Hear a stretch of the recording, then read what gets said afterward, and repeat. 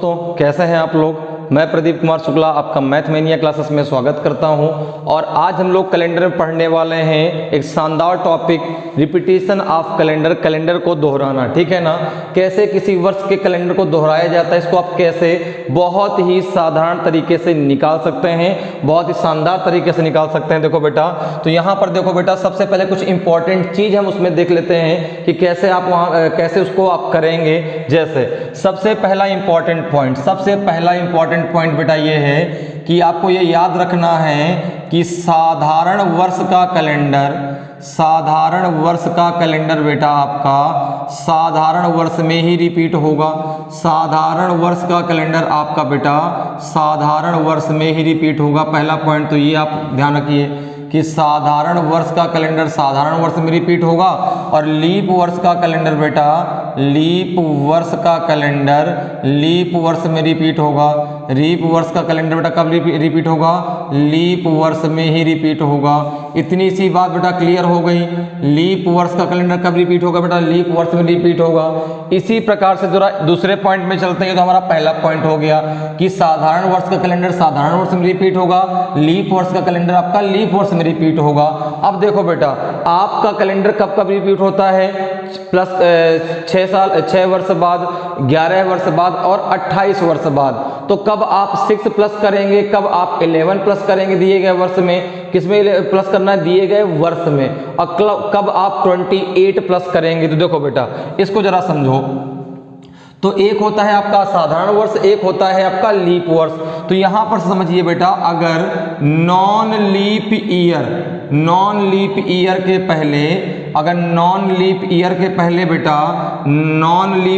पहले आपका leap year दिया है, क्या दिया है? नॉन लीप ईयर के पहले आपका लीप ईयर दिया है। तो यहां पर देखो NLY का मतलब क्या हो गया बेटा? Non leap year. क्या हो गया? नॉन लीप ईयर, ठीक है ना, नॉन लीप ईयर हो गया।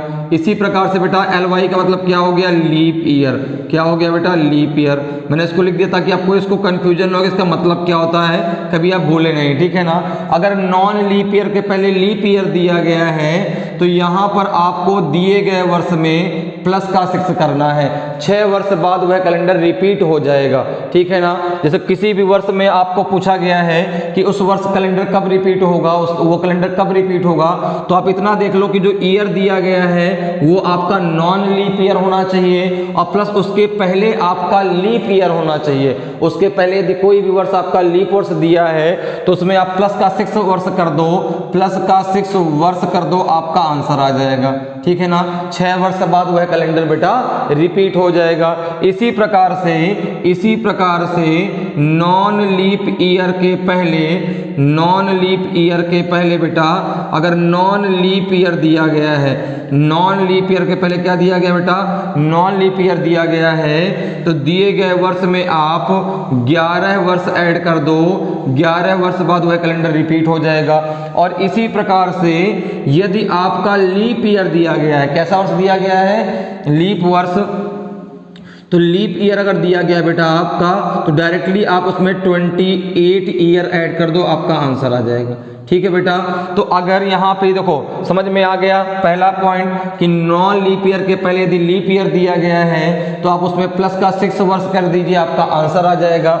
यदि नॉन लीप ईयर के पहले नॉन लीप ईयर है तो उसमें आप 11 वर्ष ऐड कर दीजिए, आपका आंसर आ जाएगा। यदि आपका लीप ईयर दिया गया है तो उसमें डायरेक्टली आप 28 ईयर ऐड कर दें, 28 वर्ष ऐड कर दें, आपका आंसर आ जाएगा, ठीक है बेटा। तो ये तो हो गया आपका तरीका किस प्रकार से हम जो है कैलेंडर के दोबारा प्रयोग करने को निकाल सकते हैं, सॉल्व कर सकते हैं। चलिए, तो इतनी सारी चीजें समझ में आ गई। और सबसे इंपॉर्टेंट बात कि आपके साधारण वर्ष का कैलेंडर साधारण वर्ष में रिपीट होगा और लीप वर्ष का कैलेंडर आपका लीप वर्ष में ही रिपीट होगा, ठीक बेटा। इतनी सी बात आपकी क्लियर है, ठीक है ना। ये मेन पॉइंट आपको याद रखने हैं ताकि आप क्वेश्चन को मिनट में कर सकें, किसमें कर सकें? मिनटों में कर सकें, ठीक है। तो चलिए स्टार्ट करते हैं क्वेश्चन को और क्वेश्चन नंबर फर्स्ट में आते हैं। अब देखो क्वेश्चन नंबर फर्स्ट क्या कह रहा है। क्वेश्चन नंबर फर्स्ट क्या कह रहा है बेटा?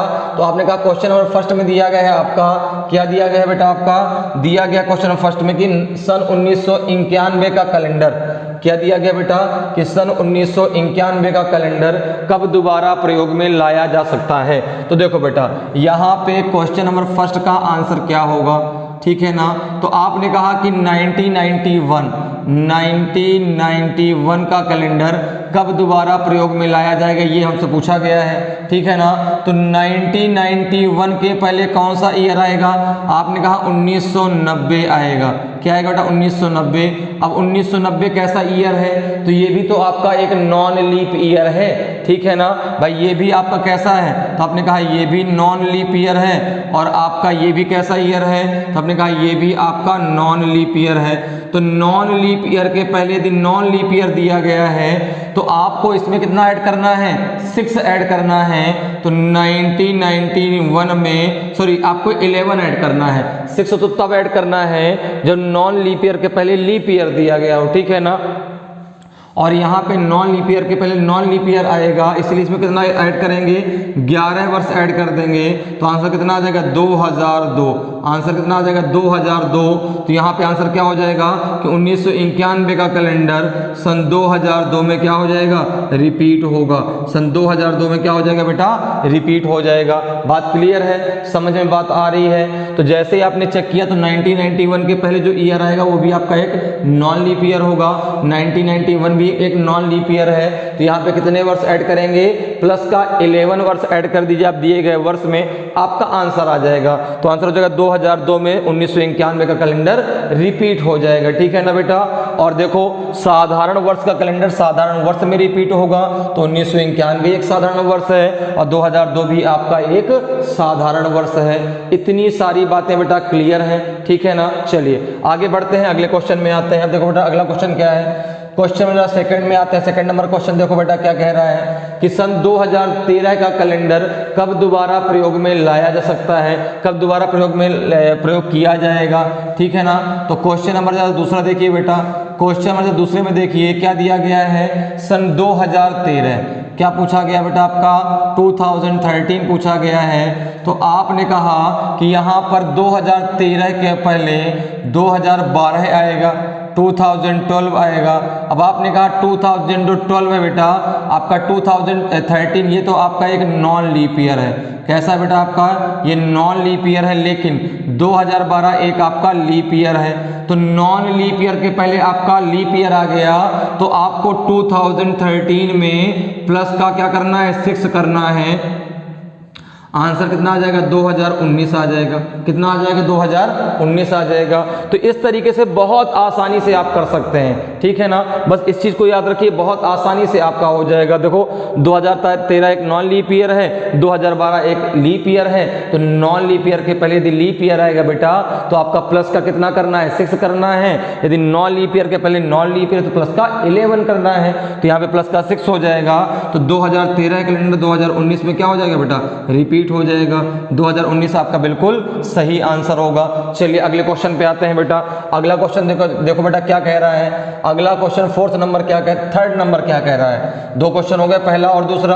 तो पहले का आंसर आ गया 2002 और दूसरे का आंसर आ गया 2019। चलिए जरा क्वेश्चन नंबर थर्ड में चलते हैं। क्वेश्चन नंबर थर्ड क्या कह रहा है बेटा, क्वेश्चन थर्ड कह रहा है 2008 का कैलेंडर कब दोबारा प्रयोग में लाया जाएगा। तो आपने कहा 2008 एक आपका लीप ईयर है, 2008 एक आपका कैसा ईयर है। तो आपने कहा ये एक आपका लीप वर्ष है। जब लीप वर्ष है बेटा आपका, तो यहाँ पर देखो डायरेक्टली आप 2008 में आप 28 डायरेक्टली ऐड कर देंगे। कितना आ जाएगा बेटा, ये आ जाएगा आपका 2036। कितना आ जाएगा 2036। तो देखो बेटा 2036 भी तो एक आपका लीप ईयर है, 2036 भी तो एक लीप ईयर है। क्योंकि आपको पता है कि लीप ईयर कैसे पता करते हैं, 4 से डिवाइड करके। 2036 भी आपका 4 से डिवाइड है और 8 भी आपका 4 से डिविजिबल है। तो 2036 भी आपका एक लीप ईयर है। तो इस प्रकार से आपका 2008 का कैलेंडर कब रिपीट हो जाएगा, 2036 में। कितना आंसर आ जाएगा 2000 आपका 36 बिल्कुल आपका सही आंसर होगा, ठीक है ना। चलिए अब जरा जाइए क्वेश्चन नंबर 4 में। किसमें आ जाइए बेटा, क्वेश्चन नंबर 4 में आ जाइए। देखिए क्या कह रहा है कि सन 2011 का कैलेंडर 2011 का कैलेंडर आपका कब रिपीट होगा? तो आपने कहा कि 2011 से पहले आपका क्या आएगा? तो आपने कहा 2010 आएगा। अब देखो बेटा 2011 भी आपका कैसा ईयर है? नॉन लीप ईयर है। और 2010 भी कैसा ईयर है? नॉन लीप ईयर है। तो आपने कहा नॉन लीप ईयर के पहले नॉन लीप ईयर है, कितना ऐड होगा? कितना हम ऐड करेंगे? आपने कहा 11 वर्ष ऐड करेंगे। तो 2011 में आप 11 ऐड कर दीजिए, कितना आ जाएगा? ये आ जाएगा बेटा आपका, कितना आ जाएगा? 2022। कितना आ जाएगा? 2022। तो आंसर हो जाएगा 2022 में जो है कैलेंडर रिपीट हो जाएगा। तो इस प्रकार से बहुत आसानी से जो है आप क्वेश्चन को सॉल्व कर सकते हैं। बहुत आसानी से आप इन क्वेश्चनों को रिपीटेशन ऑफ कैलेंडर को इस ट्रिक के द्वारा आप बेटा मिनट भर में इसका आंसर दे सकते हैं। ठीक है, बात समझ में आ गई? तो इस प्रकार से आप बहुत आसानी से बेटा रिपीटेशन ऑफ कैलेंडर को जो है सॉल्व कर सकते हैं। ठीक है, समझ में आ गया किस प्रकार से जो है हम बहुत ही आसानी से इनको सॉल्व कर सकते हैं। तो उम्मीद करते हैं कि आपको ये सारी चीज़ें बहुत अच्छे समझ में आई होंगी। ठीक है ना? और अगर आपको अच्छी लगी हो ये सारी चीज़ें तो आप जो है इसको लाइक करें और मेरे चैनल को सब्सक्राइब करें। ठीक है ना? और ढेर सारा कमेंट करें। तो आज के लिए इतना ही, फिर मिलेंगे।